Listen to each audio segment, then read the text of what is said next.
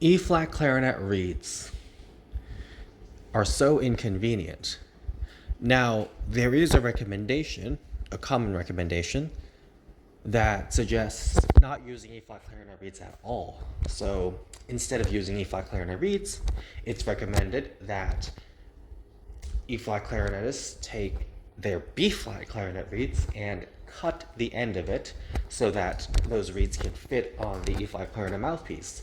Now, it can be a good solution, of course, but the problem with that could be if someone has too many good reeds, or too many reeds that are good enough, or too many reeds that are not so bad, in which case it would be ideal to just keep those not so bad, good enough, and actually good reeds on B flat clarinet. It would be unfortunate to cut them and use them on E flat. So ideally, an E flat clarinetist should take bad reeds on B flat and cut them and use them on E flat, because they really wouldn't be missed on B flat anyway. Of course, that can also be inconvenient because pretty soon maybe the clarinetist will start running out of B flat reeds if too many of them are cut. So of course there has to be somewhat of a ration.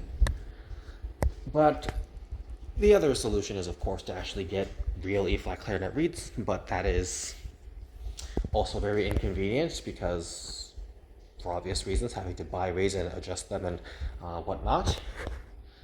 And the other solution is to get that cutback barrel, the E-flat cutback barrel, which has a table on it that connects to the mouthpiece and allows room for the B-flat clarinet reeds. So that cutback barrel would allow someone to put a B-flat clarinet reed on the E-flat clarinet without having to cut it at all. So theoretically, someone could use that B-flat clarinet reed on E-flat clarinet and then just keep using it on B-flat, and they could just use the same, and the people could just use the same reeds without having to do anything to them. The same reeds on multiple instruments. That sounds pretty ideal. So really, there are three different ways to go about E-flat clarinet reeds: cutting B-flat reeds, or getting the cutback barrel, or just getting E-flat clarinet reeds. So none of the solutions are exactly ideal because they would all cost much to do. So decisions must be made.